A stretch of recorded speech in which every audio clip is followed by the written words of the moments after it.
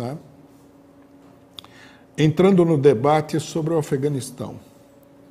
A primeira coisa que eu queria chamar a atenção é o seguinte. Nós já havíamos advertido no debate sobre a questão do Borba Gato, sobre a questão ideológica que está por trás desse tipo de ideia, né? Nós tínhamos dito aí muito claramente que esse negócio do Borba Gato é como é que se diz? É uma ideologia de tipo antinacional e pró-imperialista. Porque se a ideologia é antinacional num país atrasado, ela é uma ideologia imperialista. Quem que é contra? Quem que é o verdadeiro inimigo da nação? Da independência do país, etc. e tal? É o imperialismo, não há dúvida nenhuma. E nós chamamos a atenção para o fato de que essas ideologias têm um caráter imperialista. Bom,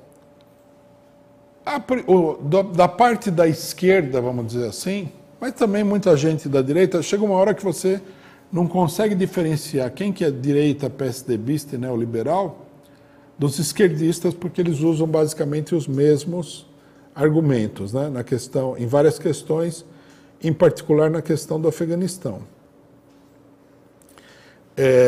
Você nota o seguinte, que a ideia é a seguinte: você não tem que apoiar as reivindicações nacionais. Você tem que apoiar, dizem eles, os oprimidos, né?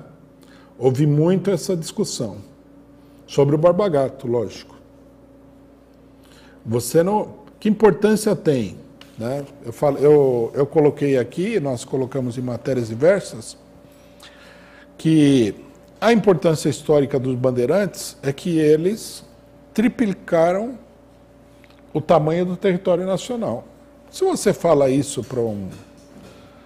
para qualquer nacionalista, aí, por mais moderado que seja, né, em qualquer país da América Latina, ele vai olhar e falar: nossa, que proeza, como conseguiram, né? Que coisa importante, vejo que os brasileiros fizeram, criar um país desse tamanho e tal. Pergunta num país pequeno que é sistematicamente espancado pelo imperialismo. Porque quanto menor você é, mais você apanha, lógico. O pessoal falou: não tem importância nenhuma. A questão nacional não tem importância nenhuma. Várias pessoas vieram falar isso daí. Alguns tiveram, inclusive, a audácia de dizer que os bandeirantes não fizeram isso. Quer dizer, caiu do céu. Sei lá, os espanhóis, a coroa espanhola, entregou para o Brasil, né? Porque a atual fronteira do Brasil, basicamente, né, basicamente a mesma fronteira brasileira, ela foi consolidada em 1750 no Tratado de Madrid, né? Esteve lá uma pessoa muito famosa, né, como representante de Portugal, Alexandre de Gusmão, todo mundo conhece, né, esse nome, e ele negociou o tratado, e o tratado foi negociado sobre as seguintes bases. O que vale aqui não é mais o Tratado de Tordesilhas. O que vale aqui é a posse efetiva do terreno. E como o Brasil, como Portugal no caso, havia tomado posse e havia construído povoações em boa parte do que deveria ser território espanhol, né?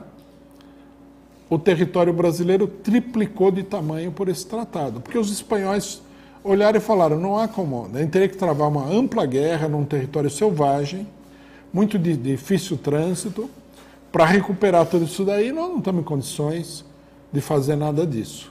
Então, eles cederam aos portugueses aquilo que não os portugueses, mas os brasileiros haviam ocupado, os bandeirantes, né? Então,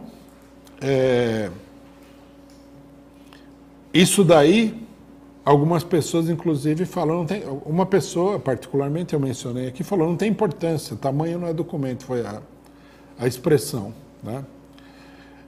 Seria importante que a pessoa que falou isso daí explicasse por que os Estados Unidos invadiu o Iraque e o Afeganistão, mas está com dificuldade de fazer qualquer coisa contra o Irã e contra a China e contra a Rússia. A China, a Rússia, o Brasil e a Índia e os Estados Unidos são os maiores, e o Canadá são os maiores países do mundo. Aí o negócio é muito complicado.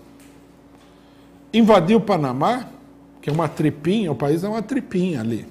É fácil.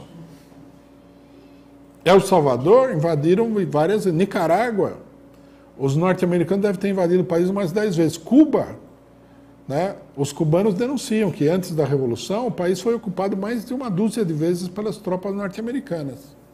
Qualquer coisinha que eles não gostavam lá, invadiam o país. Tá?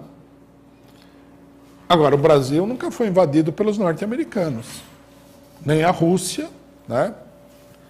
E nem a China. A China, quando estava desunida, foi ocupada pelos poderes imperialistas, mas a China unificada nunca foi invadida, né? Ou seja, depois da Segunda Guerra Mundial nunca foi invadida. Então, quer dizer, nós destacamos esse problema que é um importantíssimo problema nacional, né? E aí surge a ideologia, né? Começa a circular a ideologia de que nada disso tem importância. Importância, né? Um dos sábios disse o seguinte: é a luta entre os oprimidos e os opressores. Tudo bem, né? A luta entre os oprimidos e os opressores é importante, mas não é a única coisa importante que existe no mundo. Isso daí é uma espécie assim de marxismo para semiletrados do marxismo. O cara leu o Manifesto Comunista, ele viu lá que a história da humanidade é a história da luta de classes, e ele traduziu essa história da luta de classes como sendo a luta entre oprimidos e opressores, que não é exatamente a mesma coisa, né? Há muita luta de classes no mundo, há luta de classes entre todo tipo de oprimidos, que é muito variado, e todo tipo de opressores. Na realidade, né, o que o marxismo prega é o seguinte: a luta da classe operária, nesse momento,